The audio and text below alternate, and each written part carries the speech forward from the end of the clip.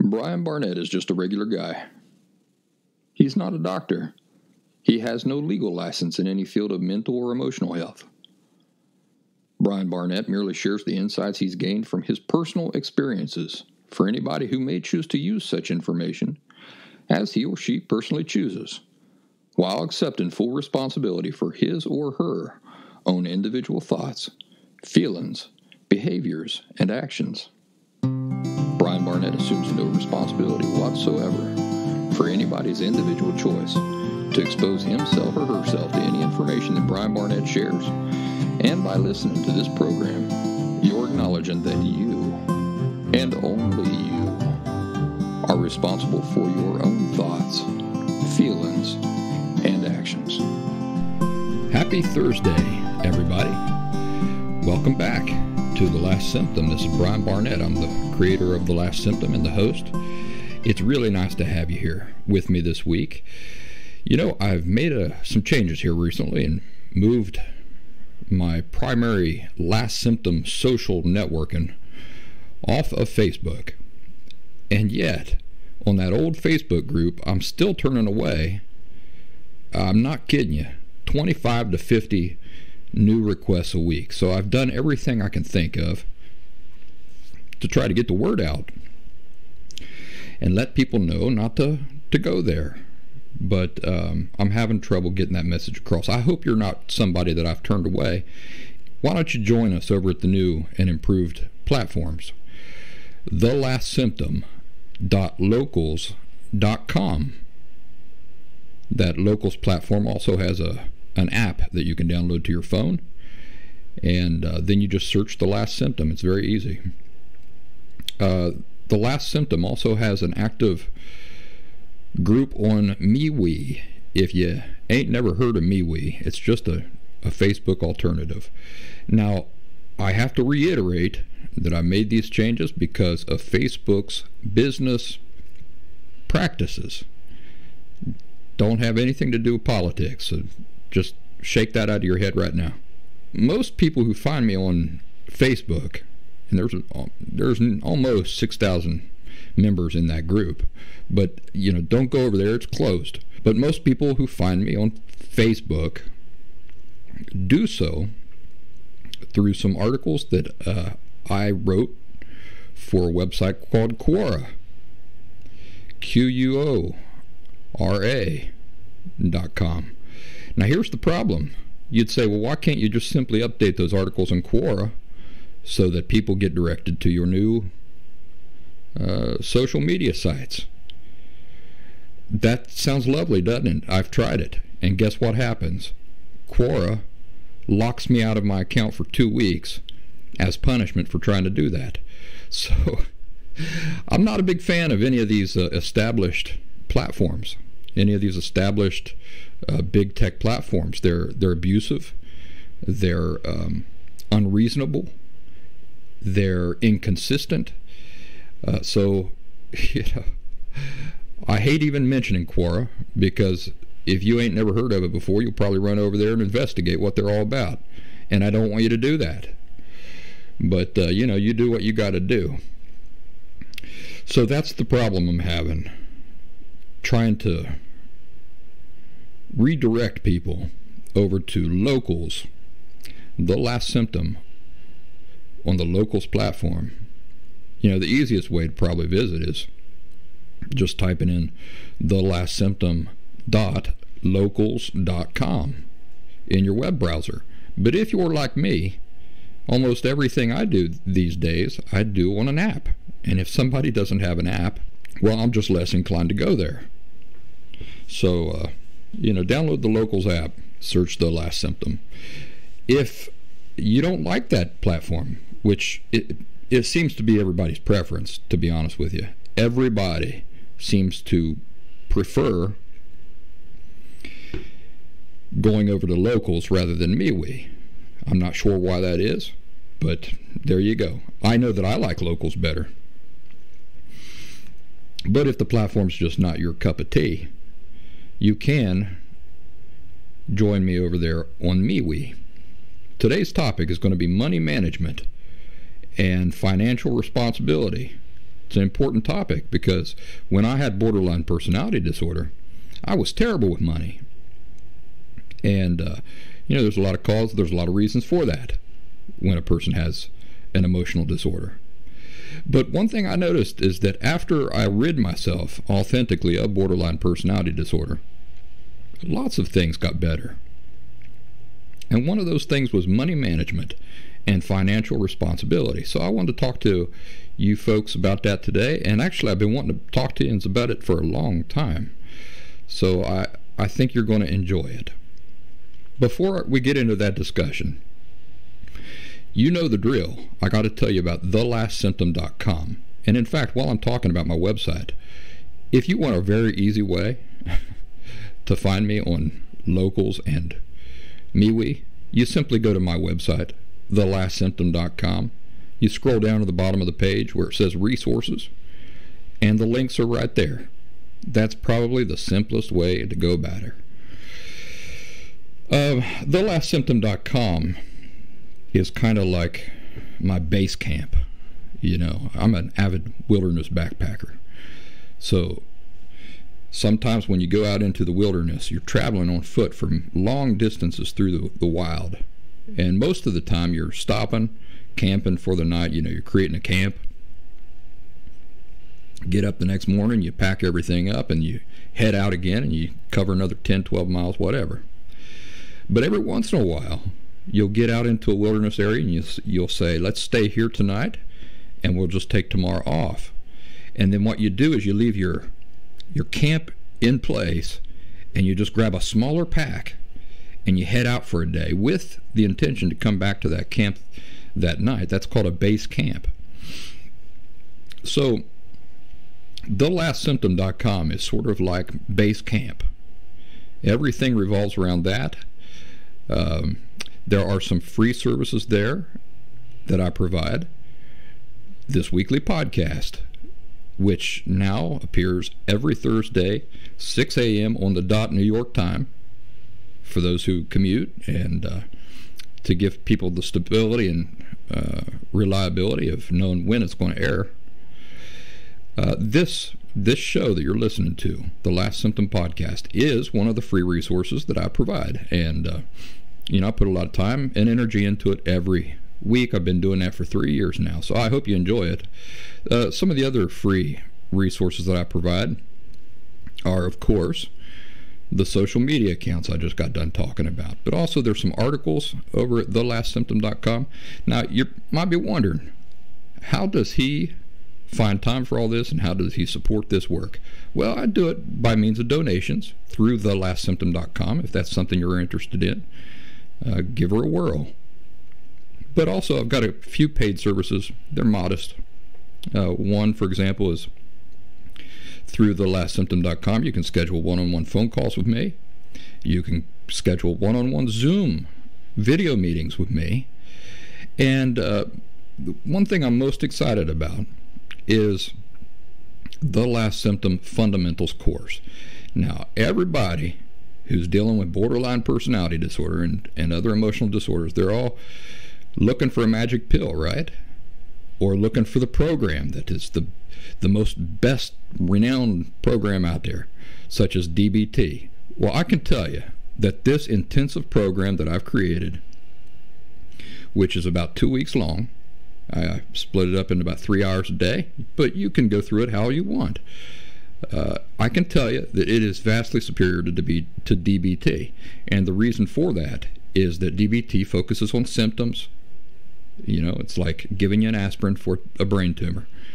And my program does not do that. My program, basically, within it, in a structured format, I share all the insights that I needed to have myself so that I personally could authentically recover from borderline personality disorder. I know the insights that had to click into place before that could happen. And so this course I created with other people in mind to try to help them reach the same insights and revelations within their own journey toward emotional health, emotional authentic recovery. So I highly, highly recommend it. As long as you know that nothing and nobody is going to cure you. You have to cure yourself. It's the only way it works. It doesn't matter how much you pay me. It doesn't matter how much you pay any person. It doesn't matter how renowned or famous they are. It doesn't matter how much schooling they've got under their belt. In the end, my friends, I'm telling you the truth. It really is going to come down to you fixing you. Now, going and getting help, which is what this intensive program is a way to facilitate you in your efforts. But it still comes down to you. So I just want you to keep that in mind. I don't want you to have exaggerated expectations like, you just sit and listen to the program and boom, you're going to be better by the end of it. That's not how it works. But if your motivations are right, your attitude is right, and you take the Last Symptom Fundamentals course,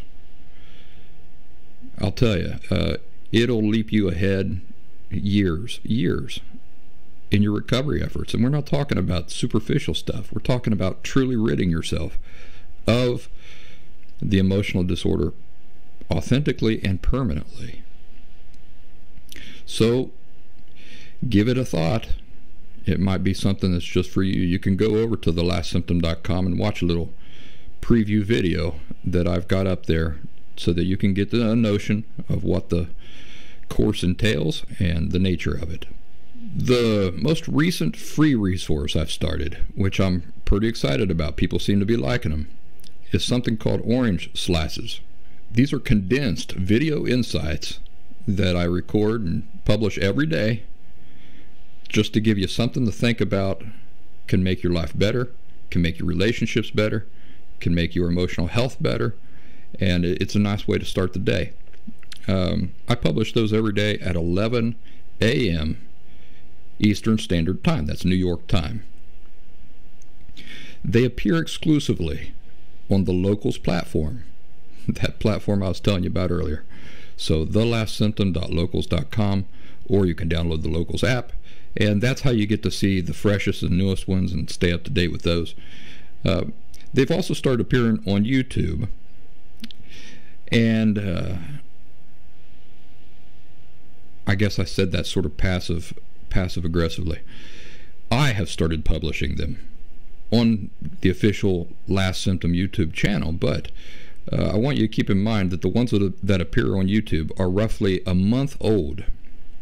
They first appeared on Locals. They first appear on Locals, and then about a month later, they start showing up on YouTube. So just keep that in mind. Obviously, I think Locals is the place to be. All right. That's all out of the way. Now I'm getting ready for a big backpacking trip here. That means that the next episode of this show that you hear, I'll be in the woods while you're listening to it. So I hope it turns out all right. I also hope that the scheduling software that I use uploads the show as it should, because I'll have no way to know. I'll be way out in the mountains. Won't have any data or phone service, I'm sure. So that's what I'm getting ready for. And so as soon as I finish recording this show, what I'm going to do is upload it and then start right to work on the next show. Also, while I'm away, I intend to have the Daily Orange Slices published to Locals every day, just as if I were in my studio. So lots of work for me to do. That's why we need to get through this. But we're going to take our time because it's an important discussion. All right? Here we go. Money management and financial responsibility. I got my first credit card when I was 18 years old. And I remember it clearly. It was a Sunoco gas card. Now, if you're not in the United States, you might not have Sunoco gas stations. But it's just a gas station. And they had their own credit card. And I applied for it and got it. Because my parents had never taught me anything about financial responsibility and money management, the first thing I did And you might be able to identify with this. The first thing I did was to use this gas card for gas until it was maxed out. And then I had collection agencies coming after me. And this pattern carried on with not only that card, but other credit cards that I managed to finagle into my hands until I was in my late 20s. And that was when I met my ex-wife, Diana, that long-term listeners here are familiar with. They've heard me talk about her. When I met Diana, I was 27 or 28 years old. I think I was 27. I was living paycheck to paycheck, in constant debt, my credit in shambles. Of course, I did not advertise this to her. Guys, you know what I'm talking about. When you first meet a girl, the last thing you want to do is just advertise all of your flaws and the things that you're really ashamed about. So I put it off for a long time. You know, I wanted to put on a really nice image. But as the relationship got more and more serious, I eventually did tell her. In fact, I remember when I told her, because at that time I was driving without a driver's license. It gets worse than that. I wasn't just driving without a driver's license. I was driving without a driver's license, and I was driving without car insurance. So this is just another aspect of how irresponsible I was at that time in my life. I was so bad with my money that I hadn't been paying my car insurance regularly and on time. So my car insurance had expired. Now, during this window of time that my car insurance had expired, the state law where I lived at that time allowed for the state to randomly, now I'm going to put randomly in air quotes because I don't think it was that random, but randomly require proof of car insurance from drivers. So you just get a thing in the mail, and the thing would say, we want to see your proof of car insurance. And it just come when you least wanted it to, for sure. Now, I don't think it's a terrible law, but I also think that it was operated corruptly. I think it was a corrupt law, so that there was no randomness to it at all. It was supposed to be random. But it's just a little too convenient that just shortly after my car insurance expired, and I had never gotten one of these letters, the state just quote-unquote randomly asked for proof that I had car insurance for dates that I did not have car insurance. So because I did not have car insurance, the punishment for that was that the state revoked my driver's license for, I can't remember how long. I think it was for 3 months or 6 months or something like that. Well, talk about an idiotic law. You know, this is government for you. I'm not excusing driving without car insurance, and I'm not trying to deflect my real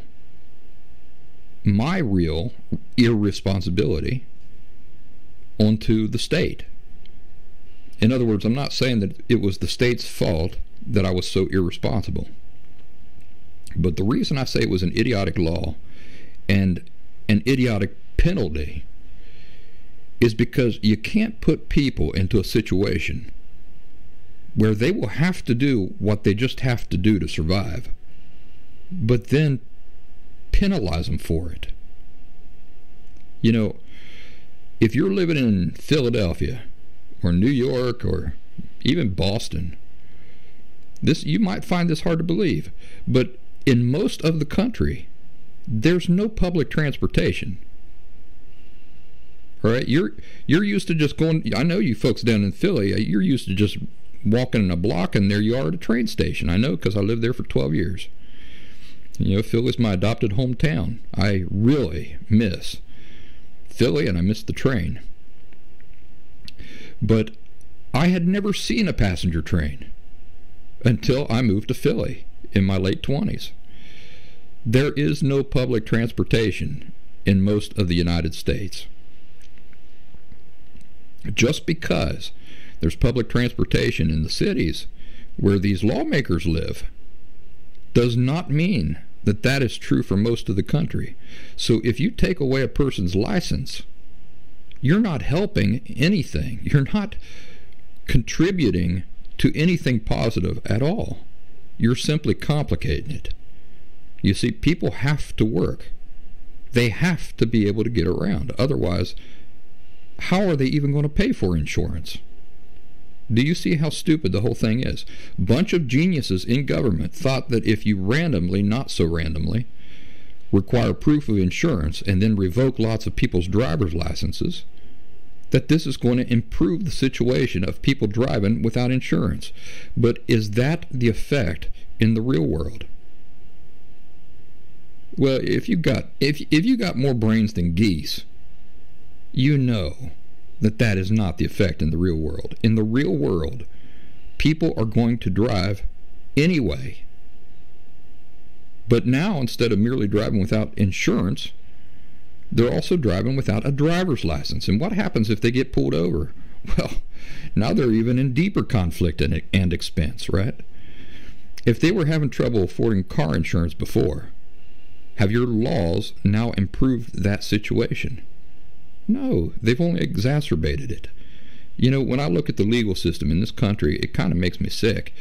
It's all designed by kind of brainless people in positions of authority to keep people who are already experiencing difficulties in life prisoners to situations that only become more and more complicated to escape from because of the things that these ignoramuses do who are in positions of authority. Anyway, I got on a little tangent there. What we're talking about is financial responsibility and money management. So I only wanted to paint the full picture for you of how irresponsible I was and some of the realities I was dealing with at that time in my life. And I was telling you about how I remember the day that I revealed some of these irresponsible aspects of my life with Diana. So we were on the verge of becoming engaged at that time. And I remember we were driving down the highway. I had just picked her up from the airport in Columbus, Ohio, actually. So we were driving down the highway, going south to visit my family down in Appalachia. And I finally spilled the beans that I was currently, at that time, without a driver's license. Oh my goodness, she flipped out. She was not okay with that at all. But, you know, as I talked to her, I kind of explained the predicament that I was in. She came to understand why I was driving anyway, even though my license had been revoked. I mean, it was a necessary risk. Like I say, a person still has to be able to get around and live. You can't just stay at home and sit on the couch and die. By the way, that law was eventually revoked by, I suppose, more realistic and smarter lawmakers. But I doubt you can really use realistic and smart in the same sentence with politicians. That conversation about my driver's license in the car with Diana that day, en route down south to Appalachia, led to deeper discussions about other areas of responsibility, such as my money management and the debt that I was in, and you know, just how tight things were. And Diana took it upon herself that day to get me straightened out. Now, here's the mistake Diana made, and I think she would agree with this. Instead of sitting me down and having a conversation with me about the philosophy behind good money management and the reasons for it, and educate me about the sorts of attitudes and thinking at the very foundation of it all, and then having me do these things myself, she instead simply did all the work for me.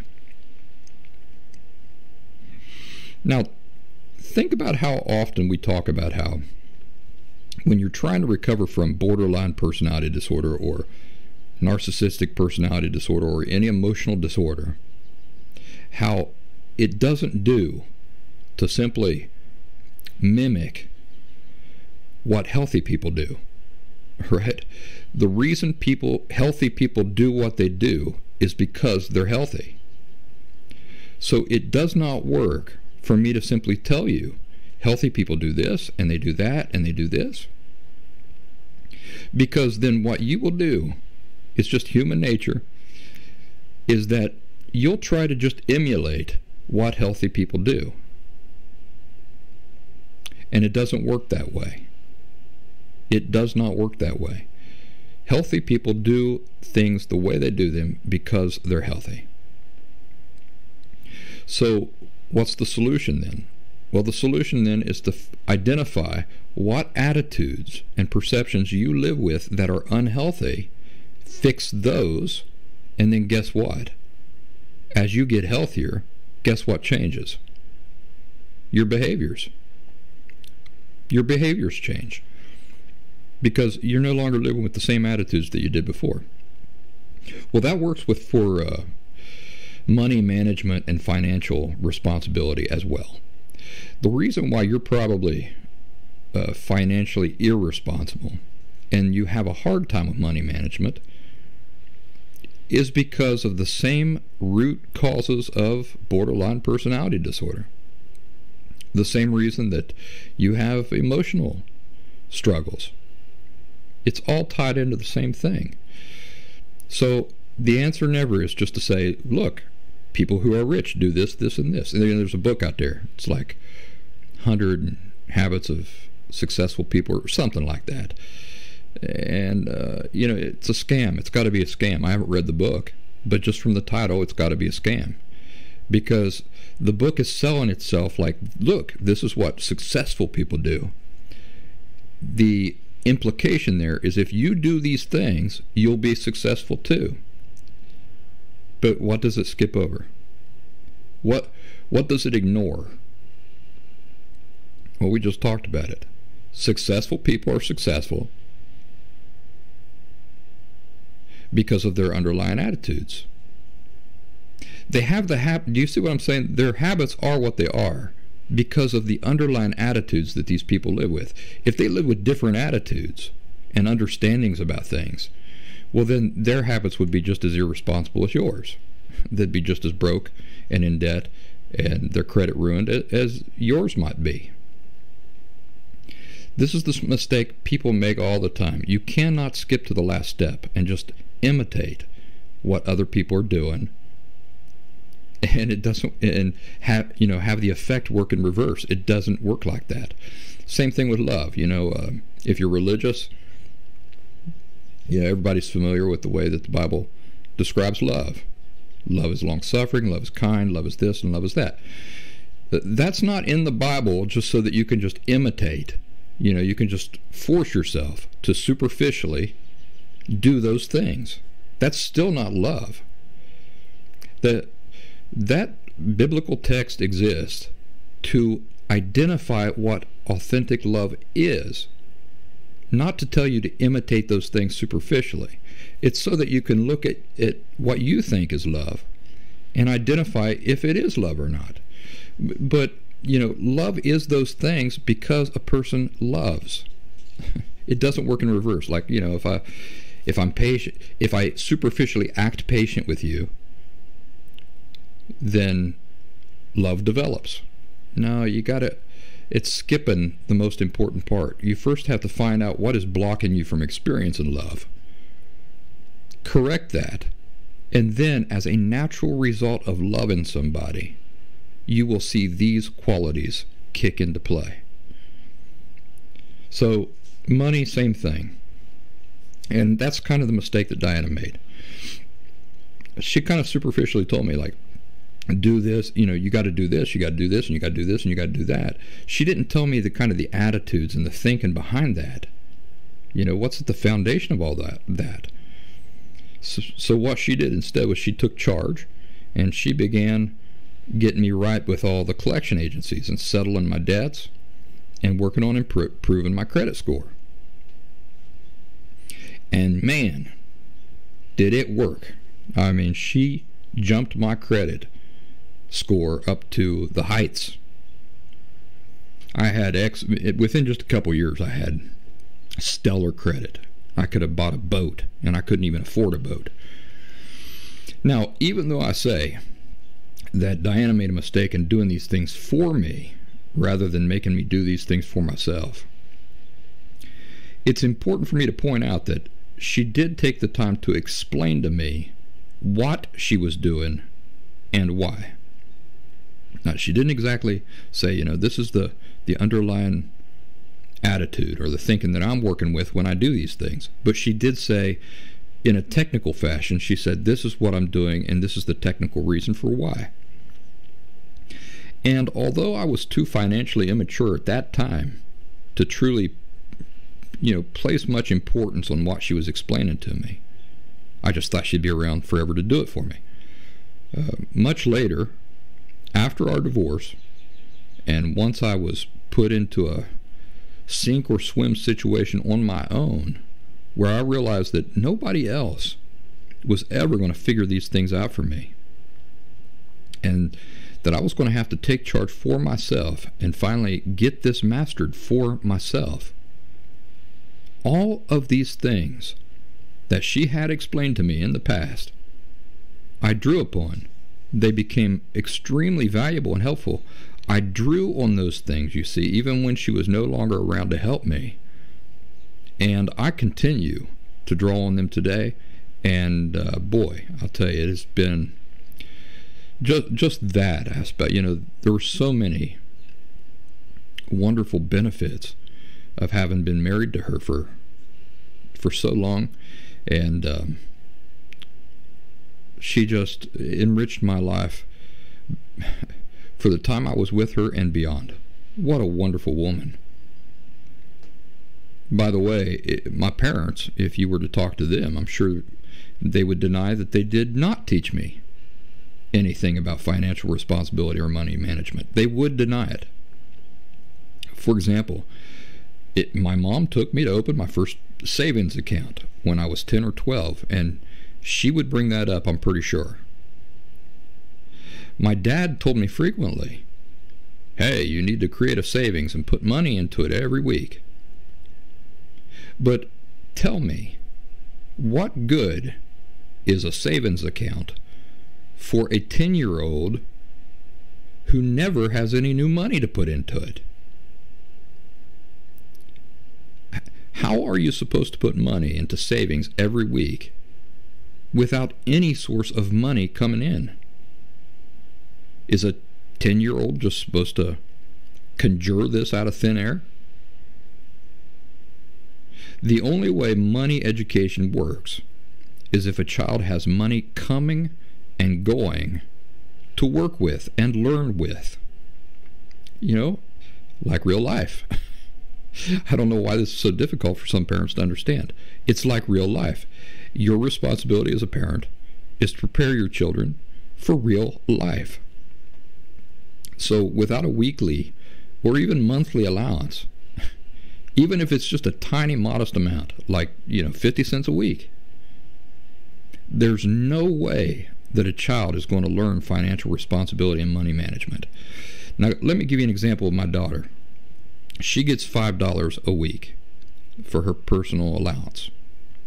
She has a bank account. She's 5 years old, by the way. Now, that has grown really quick. I mean, how many other 5-year-olds have, a few $100s in the bank?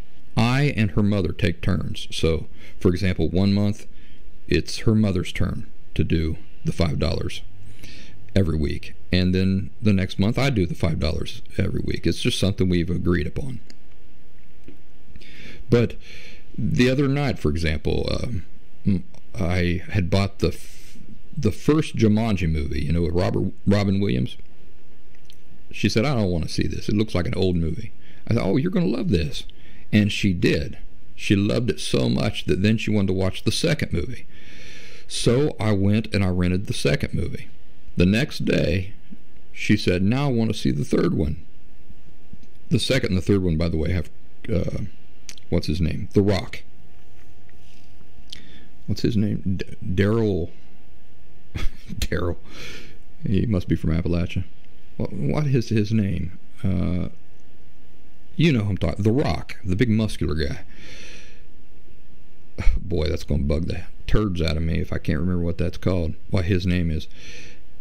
Anyway, she loved the second one so much that.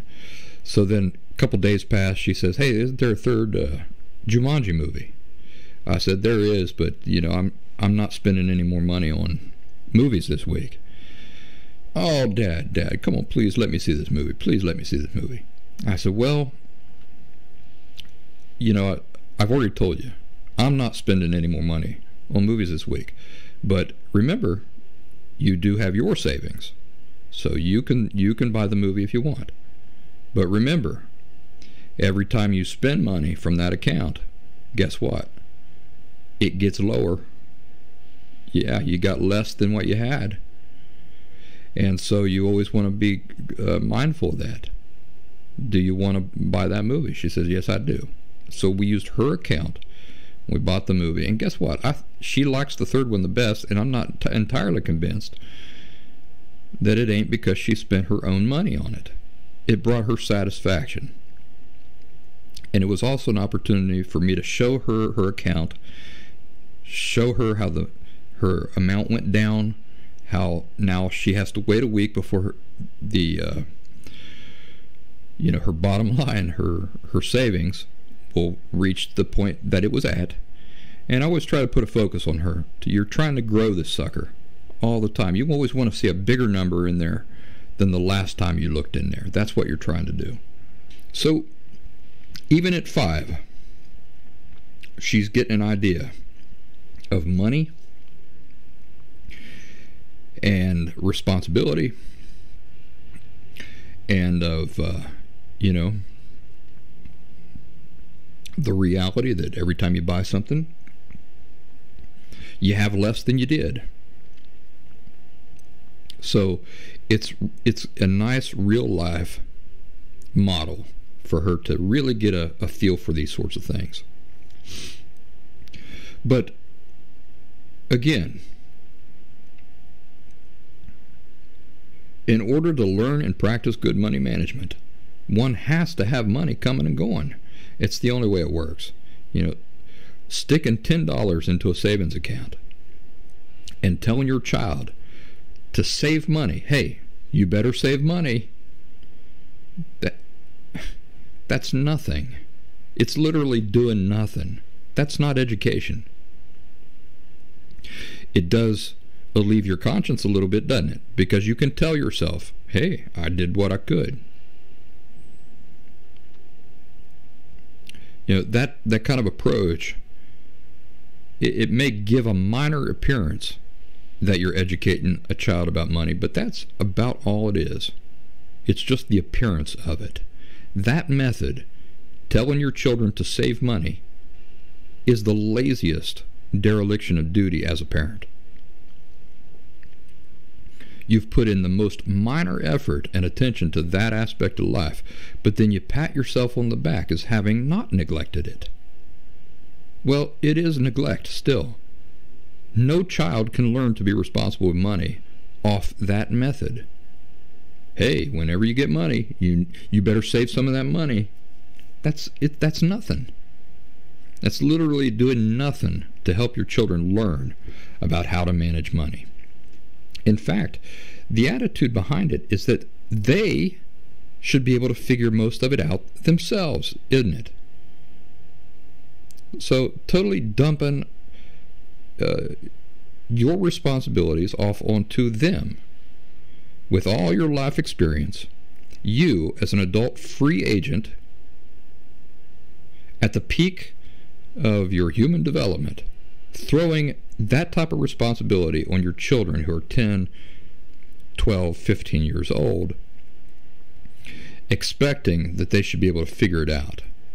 It's dereliction of duty. The idea that they should just know or they should just be able to figure it out is a dereliction of duty. And why? Why should they just know? Because you told them they should. That's not good parenting when it comes to preparing children for money management in the real world. I think most of you listening right now who are struggling with this and thinking back to your own parents about their attitudes about money, about how they didn't help you with this, I think you would agree. I think you would agree. You're suffering greatly today unnecessarily because of their laziness and dereliction of duty as parents. My dad's attitude was that we, his children, owed him for everything. And the idea of him giving us an allowance was offensive to him. Now, I don't have this here in my outline, but I'm going to tell you about it anyway. There was a section of woods. So people have been listening for a while knew I grew up in deep woods in the Appalachian foothills. And there was we grew up on hundreds of acres of forest. So there was a section of the woods that was being overrun by thorn vines and thorns. They were actually thorn vines. And you couldn't even get through there. So if you're walking through the woods, you just had to go around that. It was a huge briar patch. You guys know what briars are, don't you? Briars, thorns. So anyway, one day my dad says, and he says this in front of my buddies. I had some friends visiting from the city, and they were staying the week with us. He said, "I'll tell you what, Brian." He said, I'll give you a penny. Now get this. I'll give you a penny for every foot of those briars you pull out of the ground by the roots. So you got to get them out by the roots, and I'll give you a penny for every foot of thorn vine that you've pulled out of the ground by the roots. I went out there, and I'm telling you what, I worked for weeks pulling out thorns by the roots. Finally, I had this enormous pile for a bonfire. And I reminded my dad, "Dad, do you remember you said that you would give me a penny for every foot of these that I pulled out of the ground, for every foot of vine that I pulled out by the roots?" Do you know that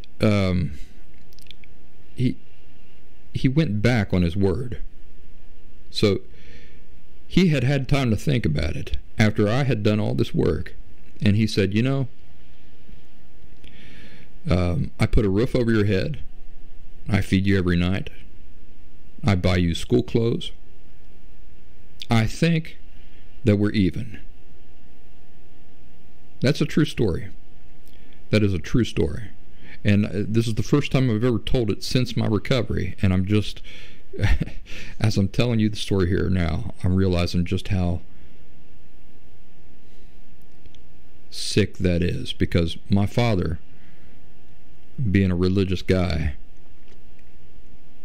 is constantly preaching, was constantly preaching to us about how important it was that if you said a thing, to follow through on it. But here in his sick, twisted mind, I owed him. So even after I did all this work, he was justified in going back on his word, because in his sick, twisted mind, I owed him so much that I could never make up for it. So maybe your parents' attitudes were like that you as children owe them for everything. And so the idea of giving you an allowance is offensive to them. So my father would always tell us about how we owed him for the bed we sleep in. We owed him for the food we got to eat every day. We owed him for the clothes we were wearing. We owed him for putting a roof over our heads. Now, we've talked about this before in the past, and actually I talk about this in great detail in the Last Symptom Fundamentals course. How sick and distorted was my father's attitude on this subject? Well, he had it exactly backwards, didn't he? Who is it in a parent-child relationship that owes who? In other words, in a parent-child relationship, who is it that is in debt, that owes somebody something? The instant two adult people bring a child into the world, who owes who?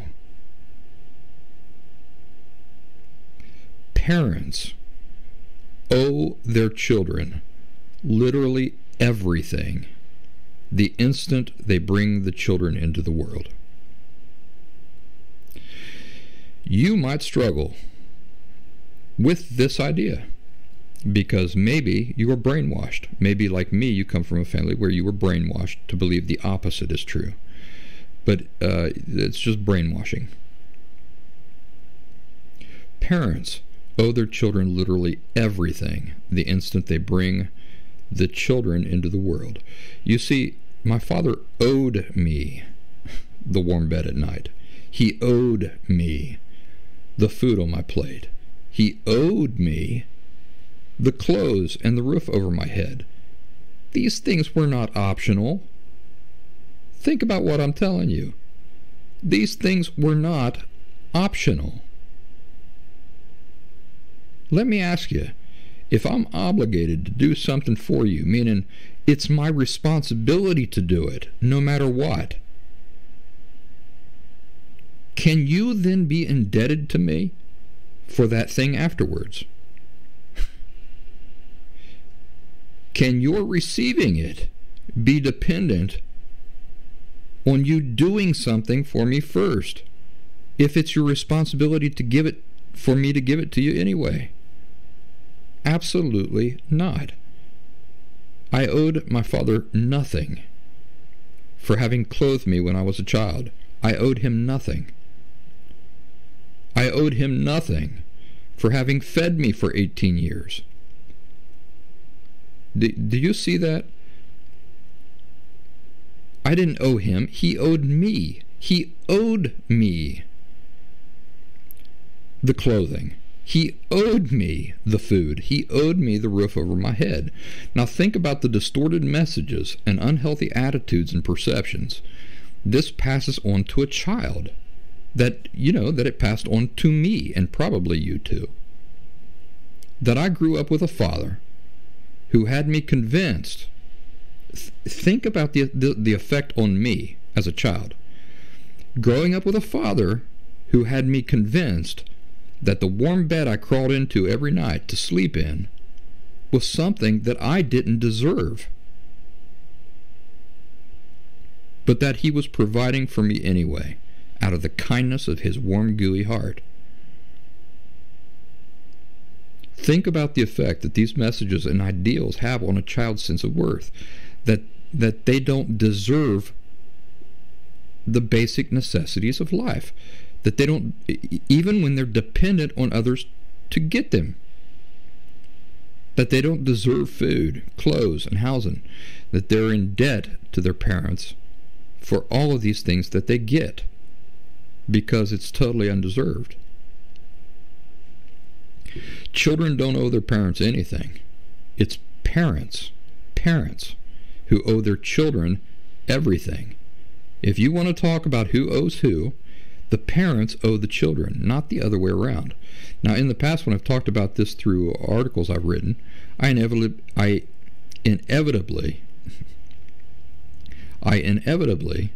get pushback by some parents who rebel at this notion.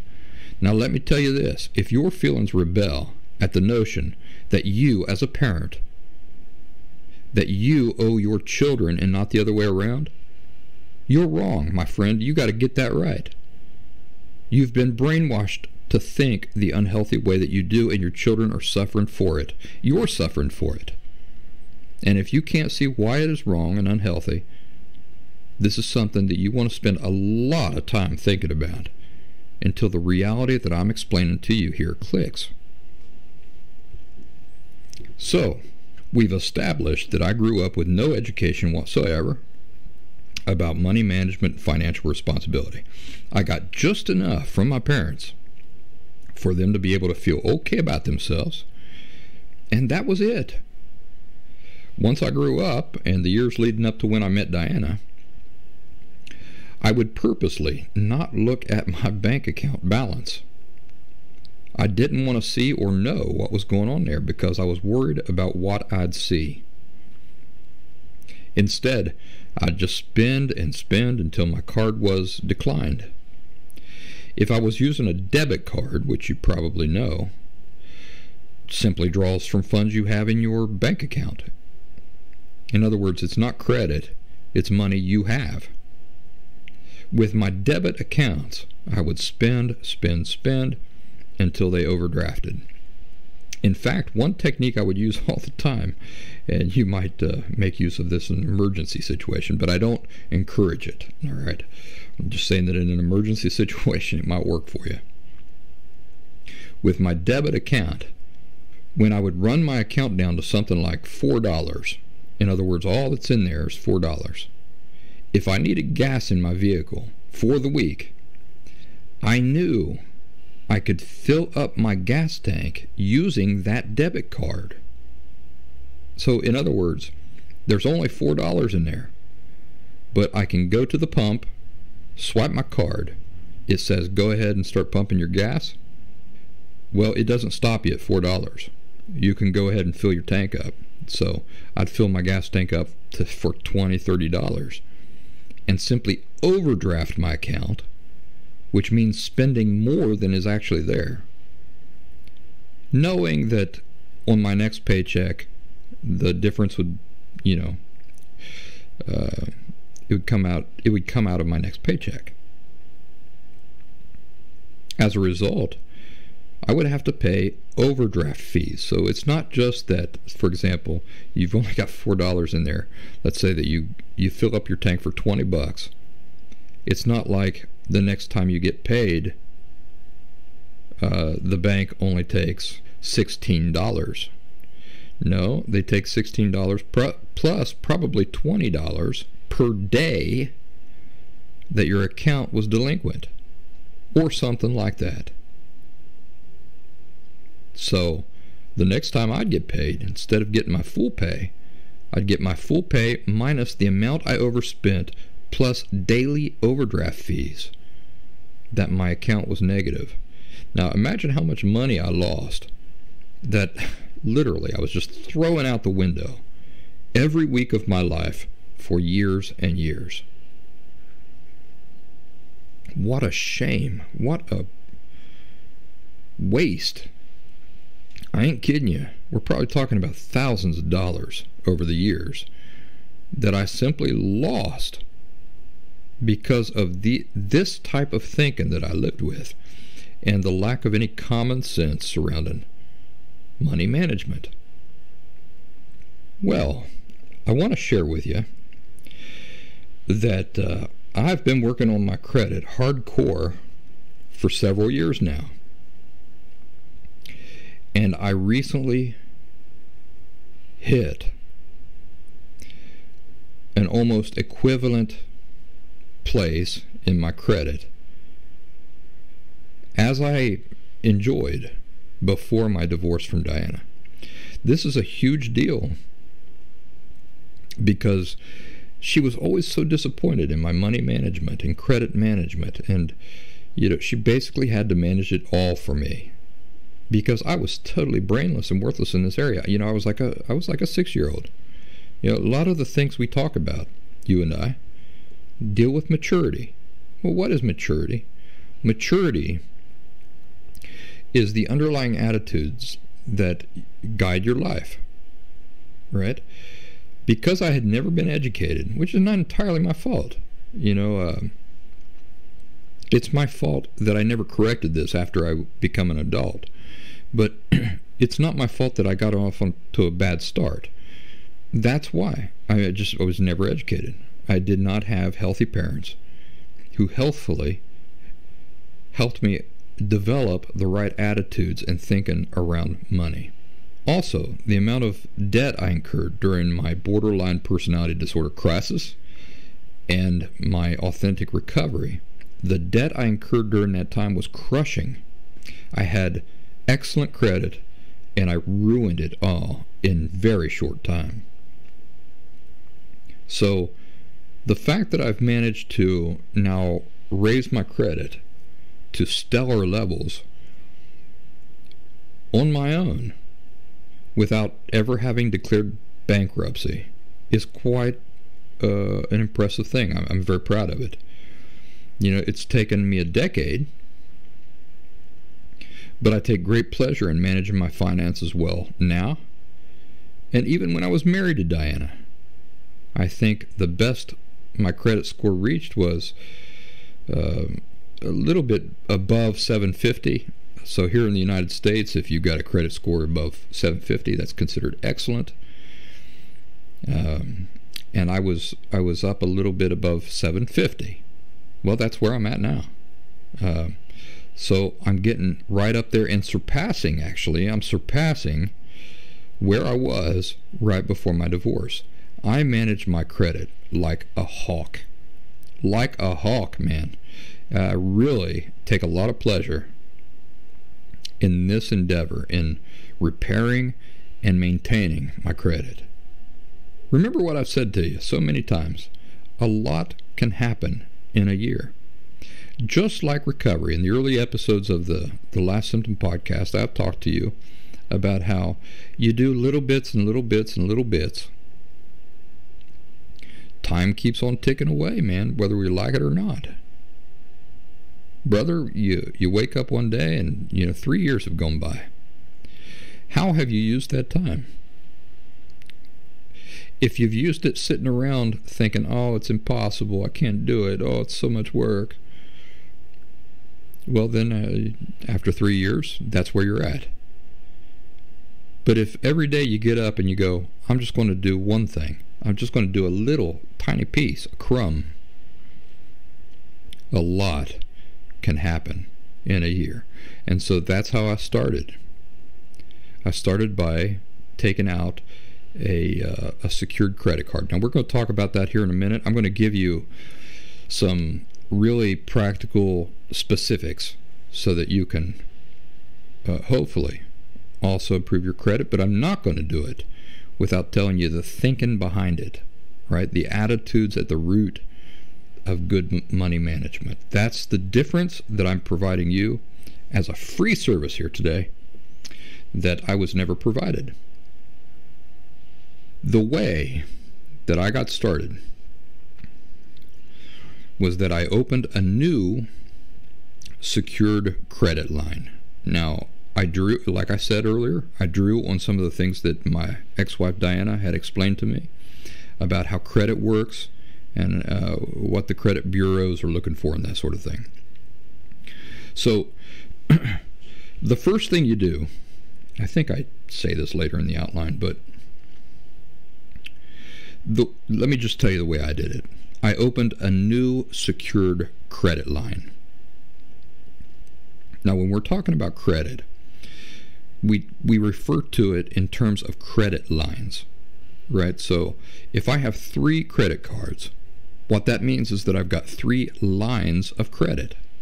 Those are 3 different lines of credit that are available to me and that I can draw upon at any time. But at the beginning, I didn't have 3 credit lines. I didn't have any credit lines. I had my debit card. So everything I spent, I had to spend with my own money. So if I only had $50 in my bank account, guess what my limit is? $50. Does it matter if I know that I'm going to get $50, for a certainty next Friday? Not if I only have a debit card, because I can't spend what I'm going to get. I can only spend what I have. So the first thing I did was to open a new secured credit line. A secured credit card is one that you have put the money up front for. So let's say that you come into some money. Let's say that somebody gives you $500. I'm going to work with manageable figures here today. I'm not a rich man. I'll probably never be a rich man. And I would say that the majority of my audience also, we're just not going to be rich people. You just get used to that. But hey, the good news is your inherent worth is not dependent on how much money you have. So, so don't worry about it. I take pleasure in not being a rich man. You can do that too. It's all a matter of attitude. So a secured credit line, let's say that you come into $500 worth of money. If you want a secured credit card, you can spend that $500, or you can do the painful thing, and you can apply for a secured credit card. And your credit limit will be set at the amount that you put forward to that credit card. So in my case, I started with a credit card.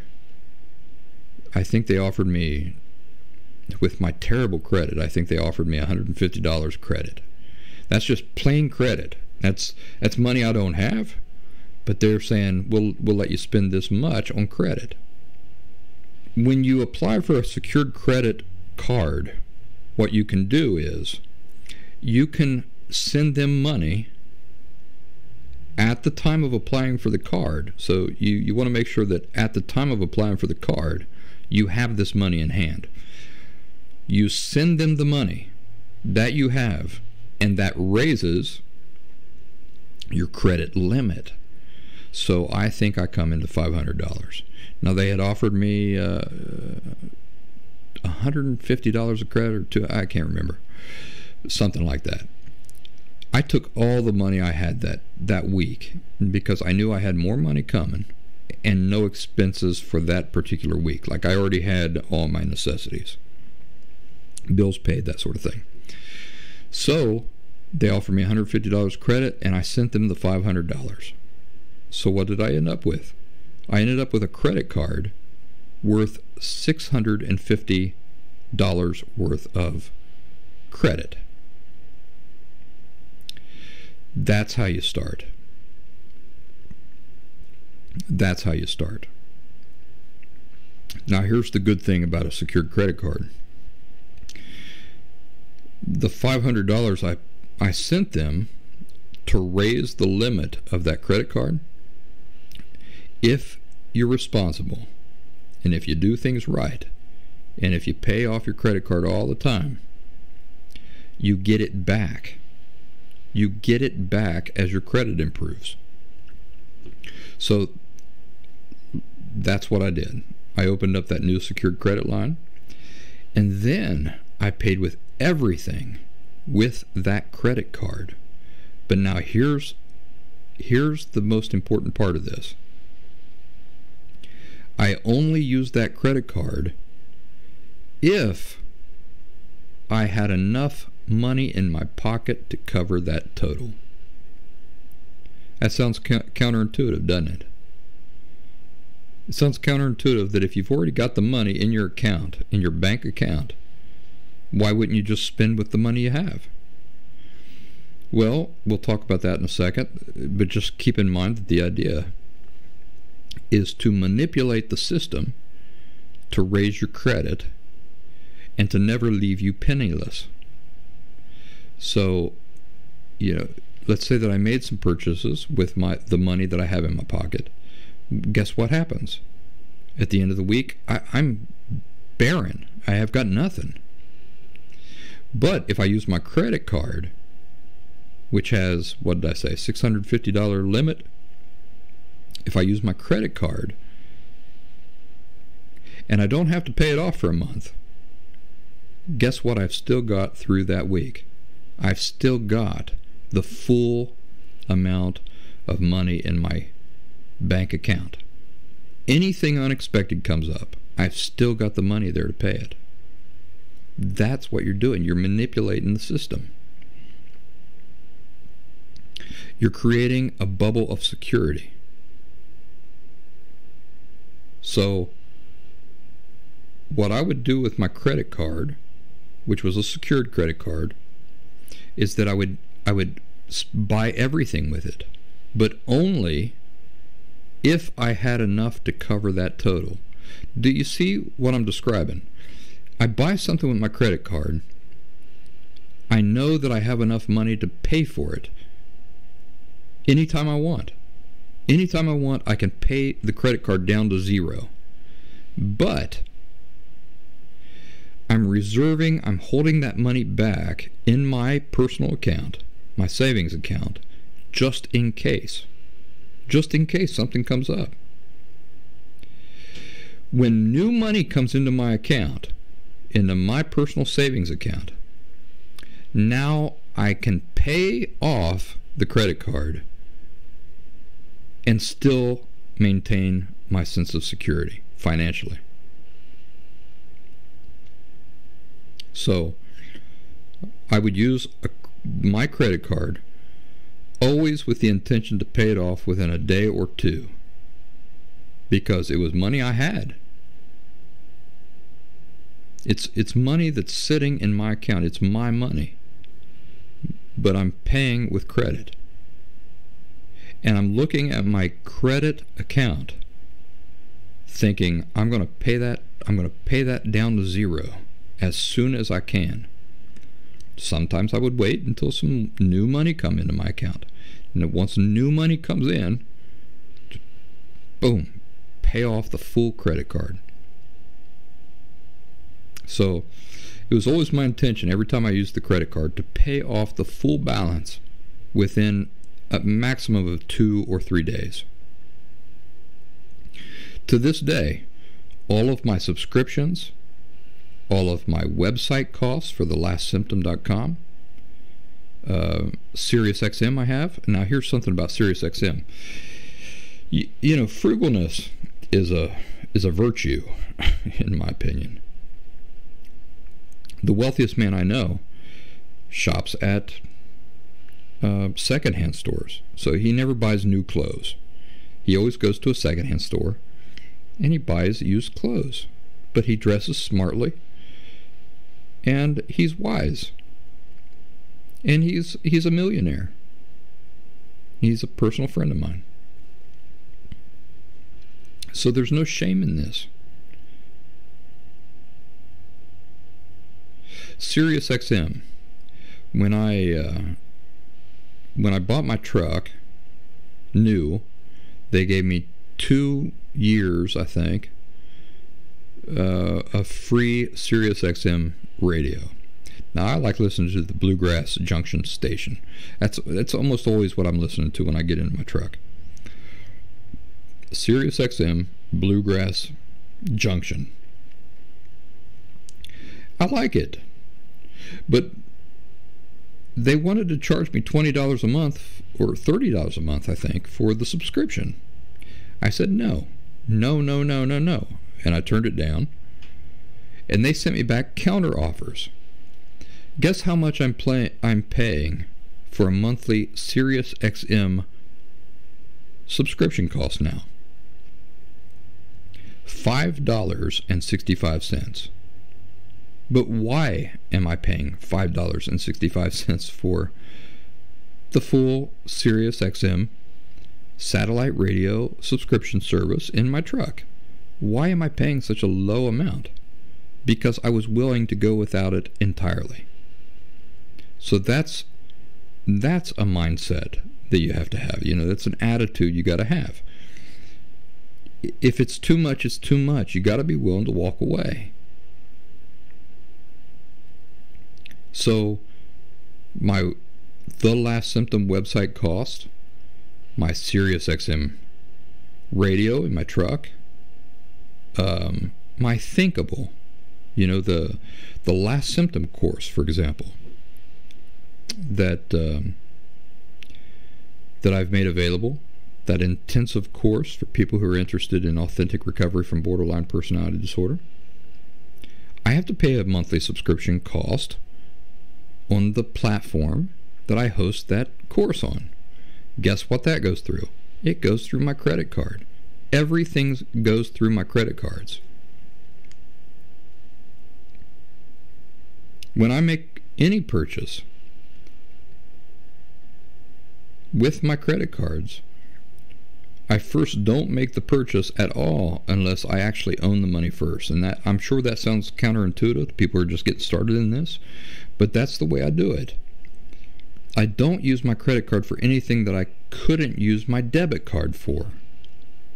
So I could pay the Thinkable, the Last Symptom course platform.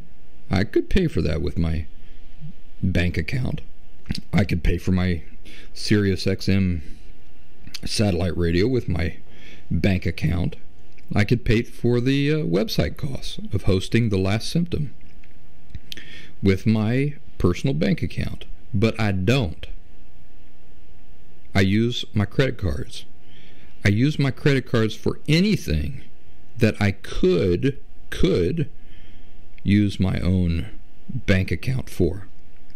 And then what I do is I pay off the credit card within 2 days of the charge. Always.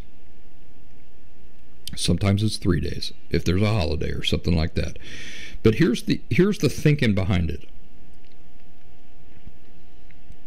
If I can't afford a thing, I don't purchase that thing with or without my credit.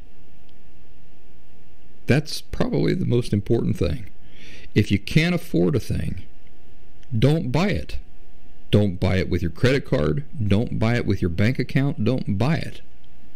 I only purchase what I can afford right then and there with no risk of dipping too low into my savings.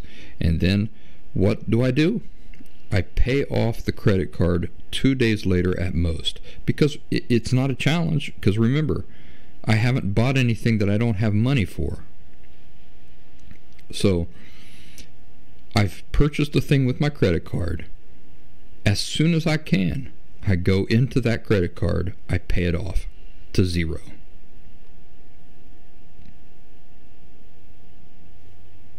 Now let's talk about what I really mean when I talk about what I can afford.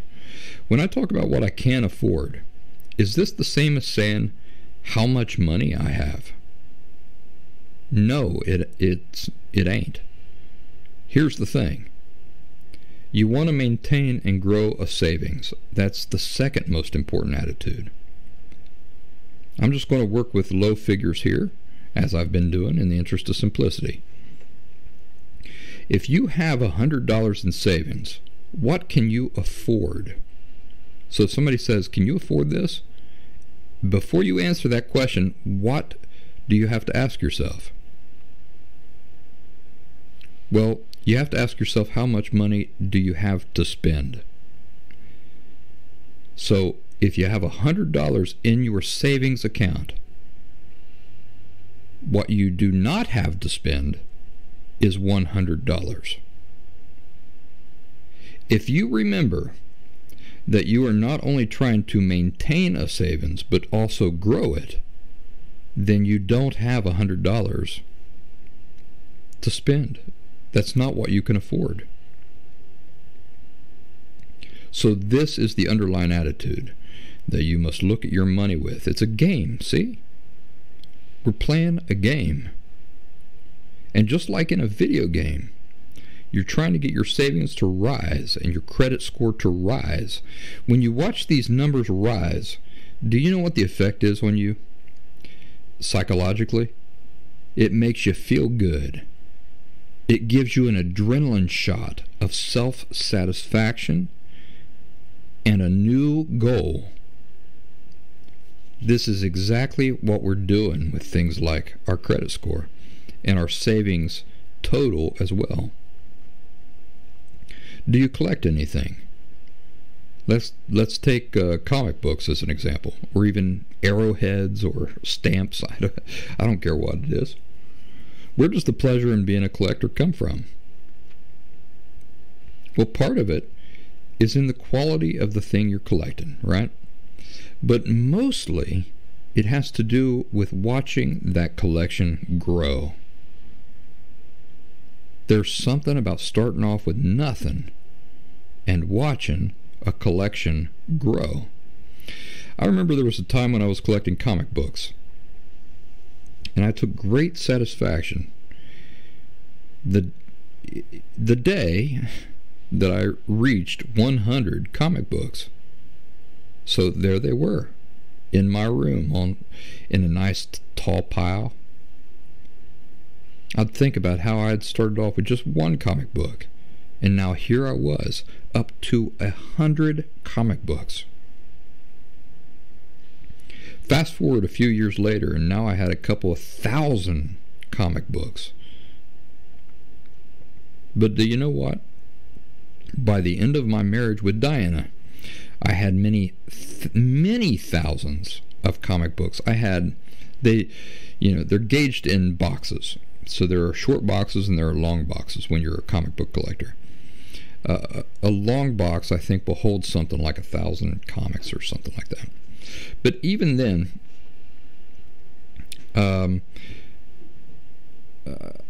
I had dozens and dozens and dozens of those long boxes. And even though I wasn't getting those comic books out and reading them every day, just looking at my collection grow brought me great satisfaction. This is a psychological thing. So this effect can be true too for those of you who choose to look at your bank accounts and credit scores this way. You see, you have great power in this. You can choose to look at those numbers as an arrowhead collection or a stamp collection or any type of collection. Or let's say a video game all-time greatest score that you make it a personal goal to exceed. Just like with these things, the objective with money management and financial responsibility is to make your numbers consistently grow. This means that you have to look at your accounts often and see what those numbers are doing, and use this to help you decide what to do in response in order to get the result you're intent on. But here's the major difference between collecting arrowheads and money management.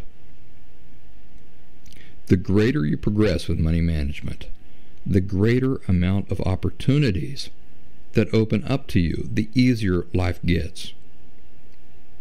Greater amount of opportunities means more tools at your disposal, and that means greater relaxation. In other words, less stress in life, fewer worries, and greater ease of accomplishing the things in life that you want to accomplish.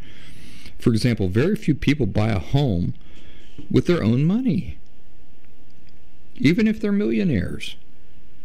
New millionaires might. For example, somebody who wins the lottery, but only because they're not very smart with good money management. The idea is to work the system to your benefit. What is the thinking or attitudes that form the foundation of good money management? Well, here we go. Get your pen ready. Number 1, self-contentment. In other words, you're not trying to fill a bucket with water that has 100 holes in it. That's what it's like for people who are not self-content. People who don't really like themselves and find no fulfillment in simply being themselves feel empty. In order to not feel empty, they search for ways to fill that sense of emptiness. There are many ways that this manifests, but spending money is one of the primary ways that it does manifest. People spend in order to try to fill that emptiness, but it's like water in a bucket full of holes. It feels good for a brief time, but that bucket is never going to stay full. You know, this is all tied into whether you believe your value as a person is inherent to being a person or not. Those who live with the knowledge that they have inherent value are naturally self-content. They don't have to go buy a pair of new pants every few days in order to experience a sense of satisfaction with life.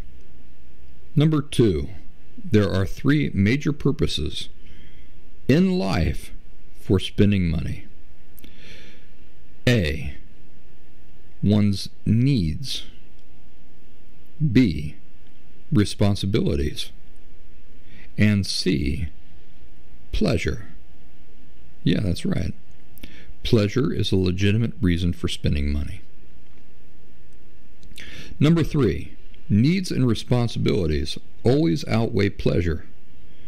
Now, this is not to say that spending for pleasure is not a legitimate reason to spend money, only that it comes last. It's sort of like doing your chores, you know? Once you get those out of the way, now you can spend an hour playing video games. And the video game playing will actually be more enjoyable because you'll be sitting there playing the video games with the satisfaction that your chores are out of the way. They're not hanging over your head anymore. And this time of pleasure is well earned. Number 4, somebody once told me back in 1996 that a mature man finds pleasure in the fulfillment of responsibility. Children find pleasure in the pursuit of pleasure. This is true, and few things apply to this statement so well as money management and financial responsibility. Look around at the people who flaunt spending their money on pleasure and compare the quality of these individuals to those whose focus seems to be in managing money well and using that money as a tool in life. I think you'll see a stark difference. The first group, they're like children. The second group, they're stable and mature. Number 5. Number 5 in the list of attitudes and thinking that form the foundation of good money management. Finding a healthy balance in money management and financial responsibility is directly reflective of balance in other areas of life. In other words, you can expect to see people who are not good with money to also not be good with time, diet, relationships, and so forth. They'll have a hard time arriving at appointments on time. They'll have a hard time eating well. Number 6, balance in life means greater tranquility and less stress. And number 7, good money management opens up numerous opportunities and tools to you in life that you simply do not get access to when you don't manage money well. The real purpose of a large savings account, for example, is not so that you can just afford lots of stuff. The real purpose of a large savings account is so that you can handle most any unexpected thing that life may throw at you.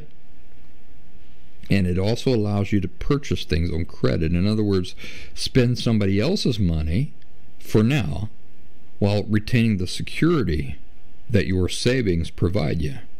We'll talk about this more in a second. These are just some of the attitudes at the foundation of good money management. Remember, like with emotional disorders, the symptoms and behaviors don't simply spontaneously exist. They come from some underlying misperceptions or unhealthy attitude. This is true for money management as well. In other words, people who manage money well do so as a natural result of the attitudes and thinking that they live with.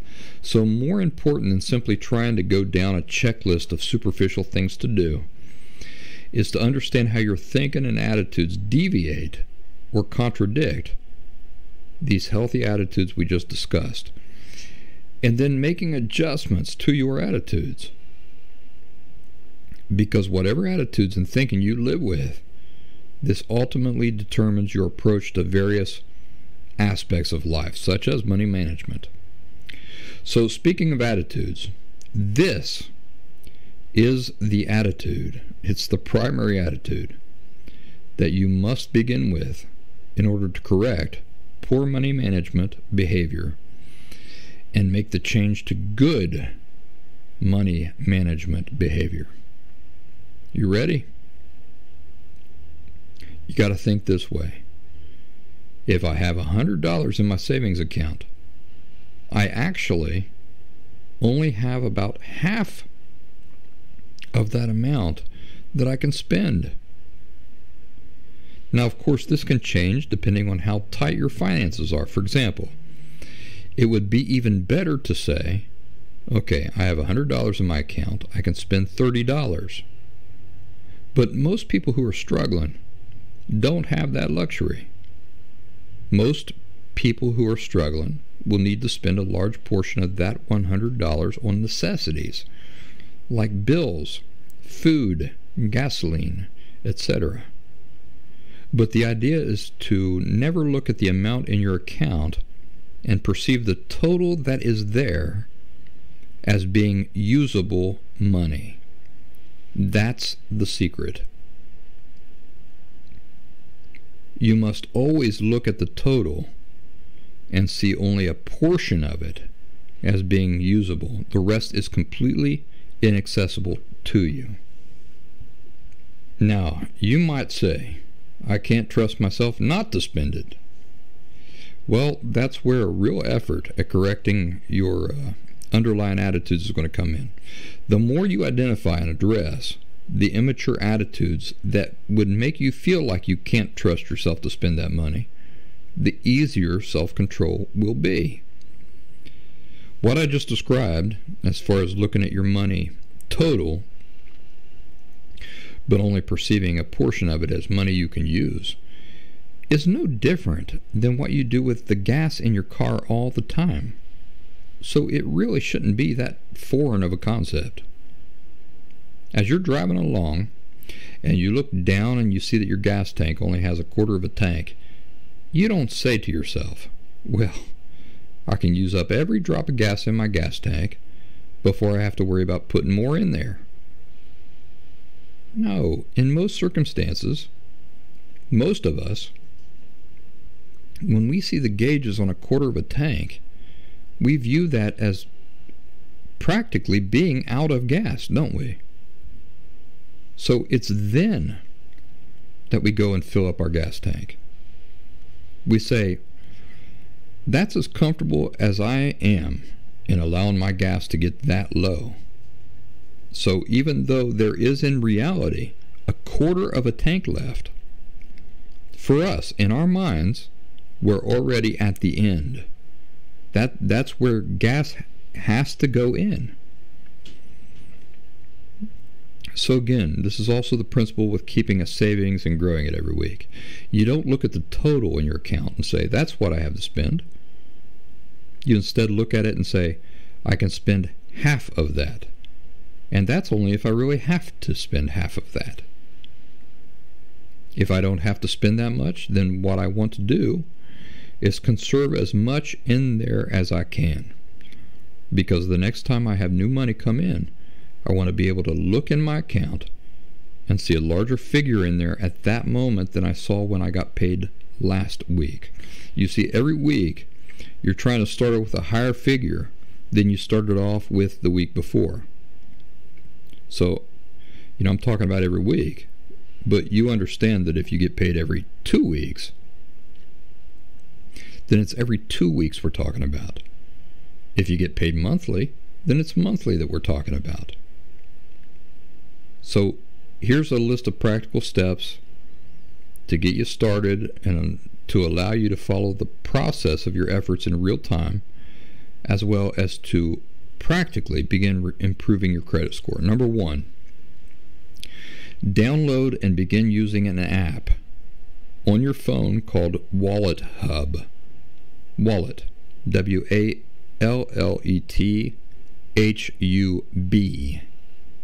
Wallet Hub allows you to check your credit score at any time of the day without any effect whatsoever to your credit score. WalletHub.com. Number 2, without fail, pay all bills on time. This is very important. If you have more bills than money, cancel something or get another job. But this is imperative. Cancel a service or get another job. Even if you're paying $5.65 for a Sirius XM radio like I am, if you can't afford that, cancel it. If you can't afford Netflix, cancel it. Number 3, if you don't have a credit card, get one. Number 4, if your credit is terrible, get something that I referred to earlier called a secured credit card.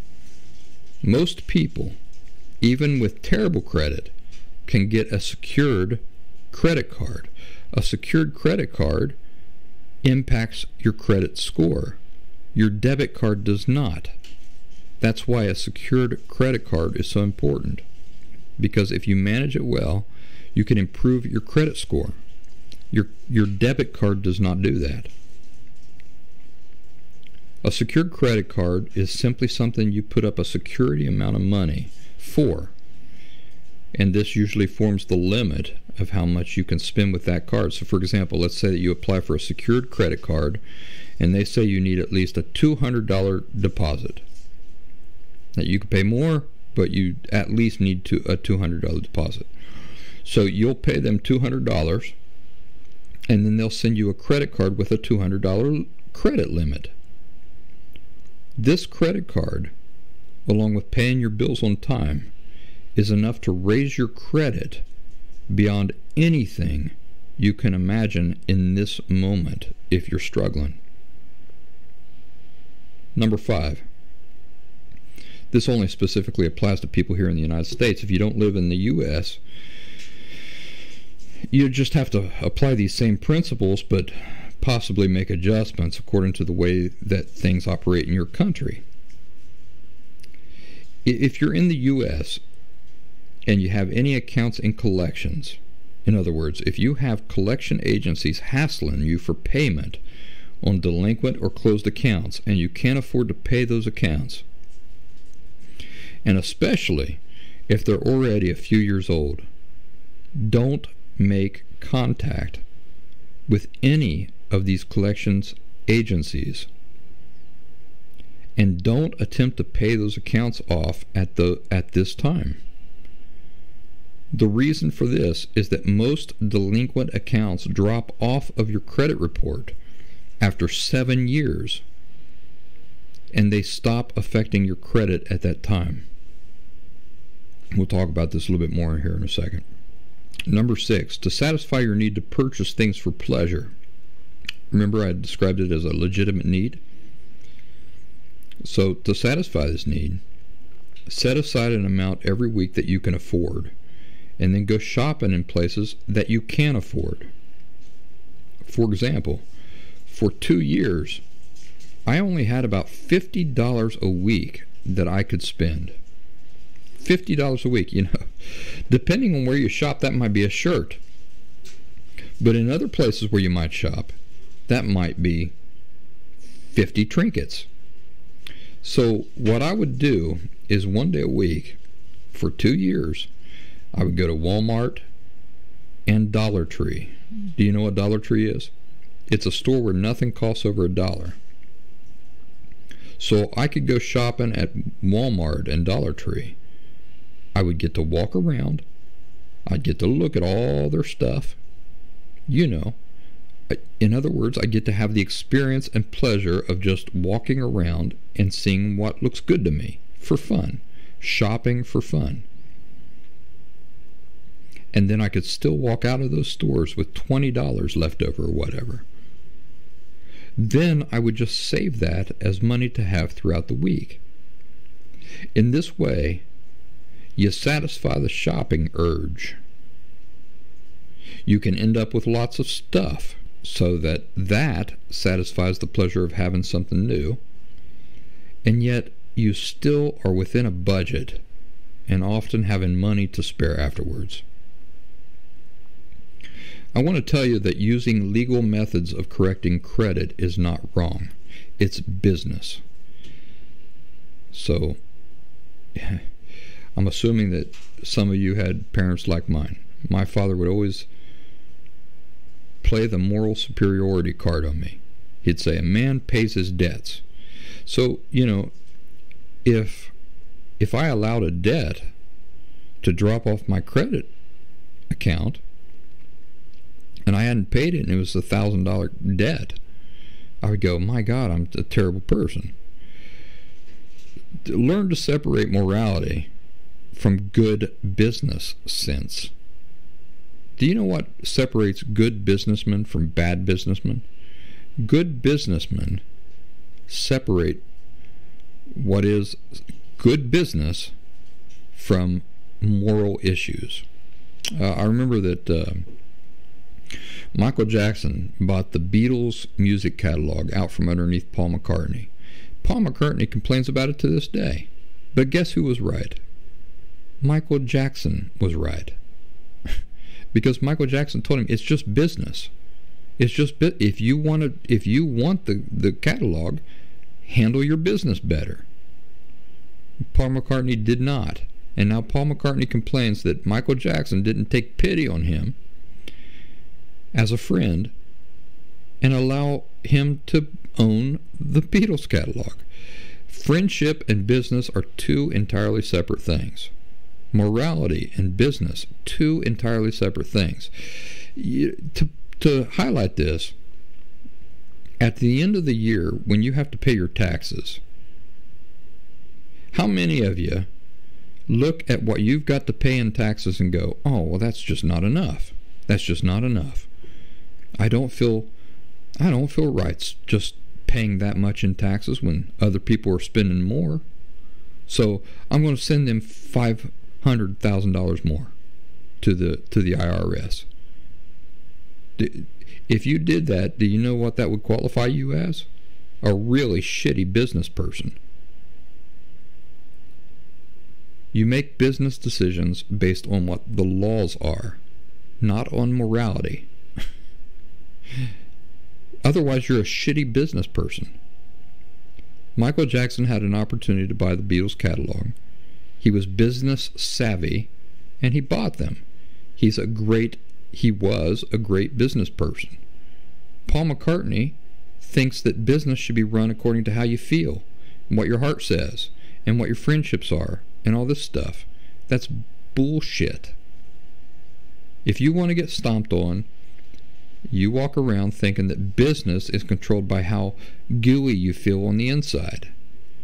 But if you want to be a good business person, you want to manage money well, you pay attention to business things.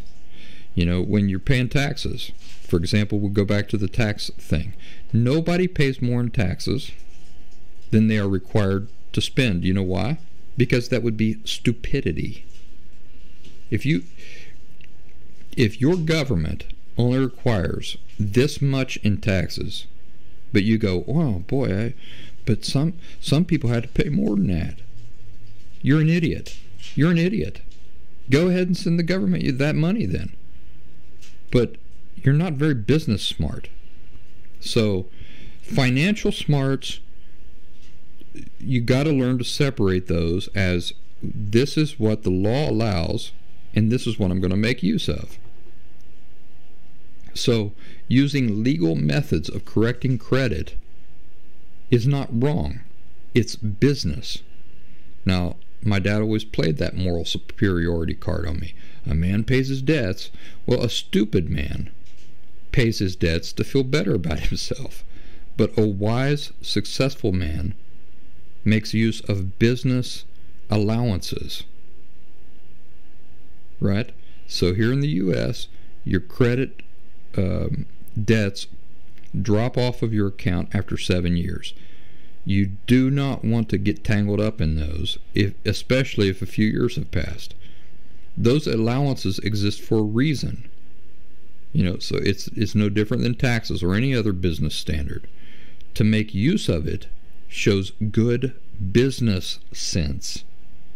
Your sense of moral responsibility, though commendable, is naive and stupid, and you're never going to have you're never going to have success in business if you're going around making business decisions based on how you feel about that business decision.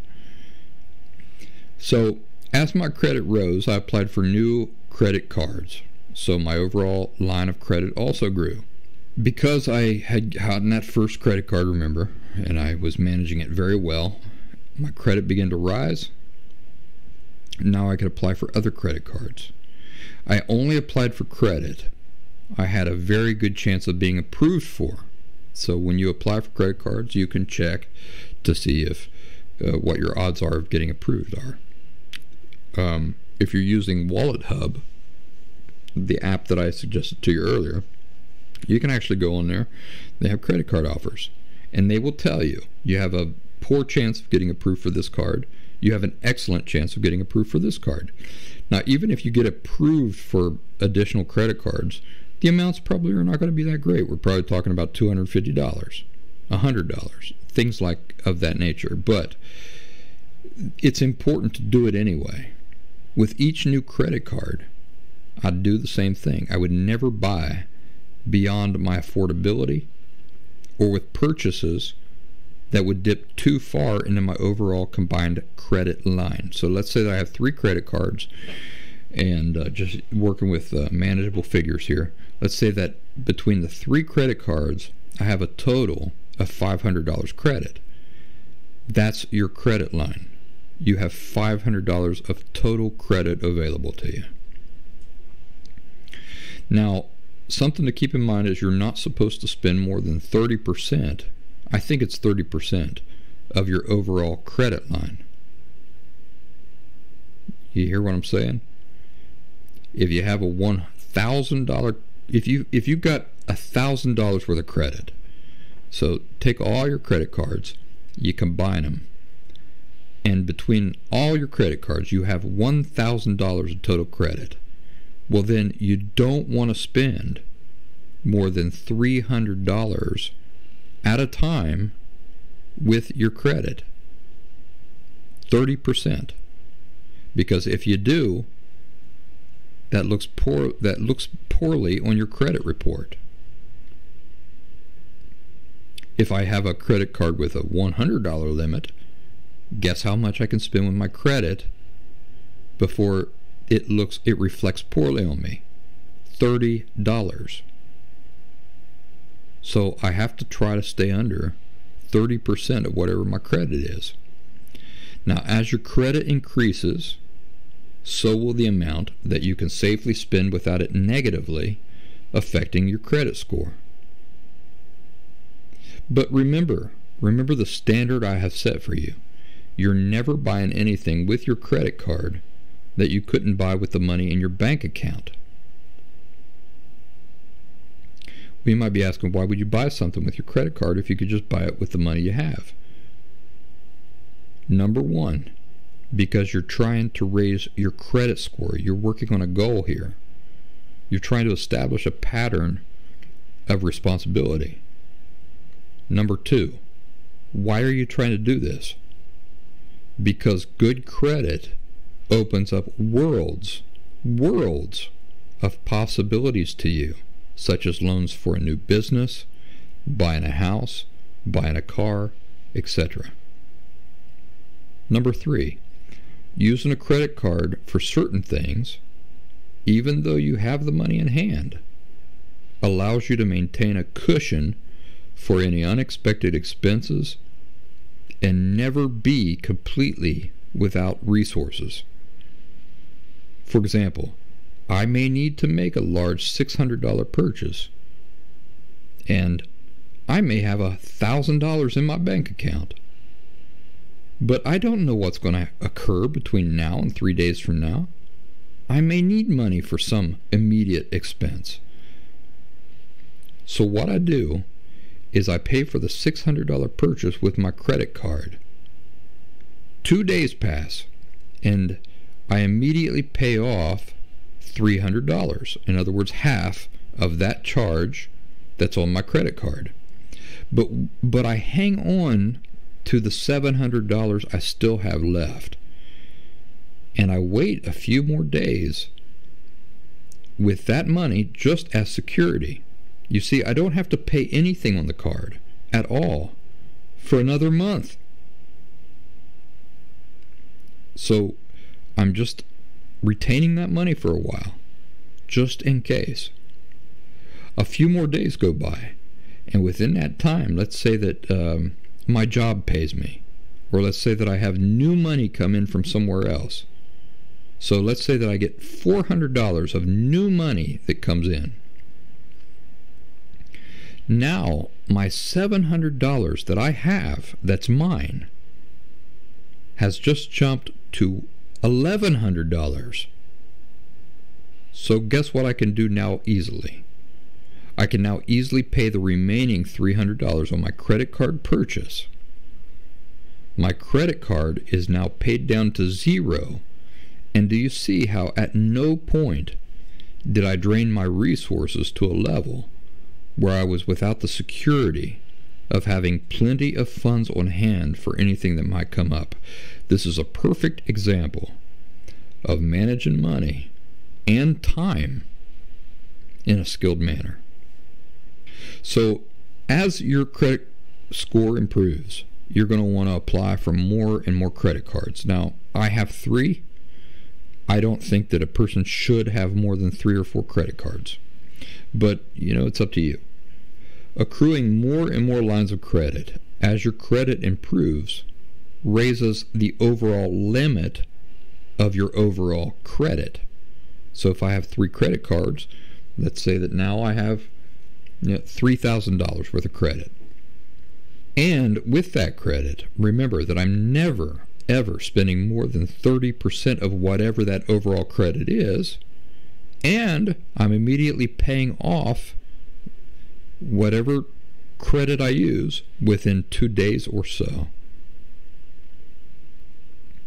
When I was married to Diana, she had me up to something like, it's ridiculous. I can't remember what it was. It was like $40,000 worth of open credit. So that's a lot of credit. But still, me going from 0 credit from after our divorce to the credit that I have now, it's really rising quick, is a huge achievement for a guy who could not manage money to save his soul until just 10 years ago. All gas purchases I use a credit card for. Yeah, I could just use my money and buy that gas, but instead I use the credit card, and then I pay it off in 2 days. All regular subscriptions or recurrent purchases I use my credit cards for. You see, this way I'm creating a pattern for the credit bureaus in a strategic manner. Anytime you can pay with your credit card because you have that money, spend with your credit card, but only if you have existing money to cover it and you plan to pay the card in full within just a couple of days. As far as subscriptions go, or anything goes, any costs, if they were to strain my budget, I'd go through in an instant and choose what has to go. Then I would cancel those accounts. So for example, if Sirius XM radio, satellite radio, was straining me, and I felt that I could relieve that strain a little bit by canceling that account, I would. Any subscription that I have, I keep a list of it in my notes app on my phone. I make a note of the day I started it, how much it's for, and so forth. And I reevaluate these things every month. For example, I was subscribed to a reading app for my daughter. It's called Reading Eggs. It was $10 a month. So I asked her the other day if she's been using it very much, and she hesitated for just a little bit too long. So that means she hasn't been using it enough to warrant an ongoing subscription. So I told her I'm going to cancel it. And I canceled it.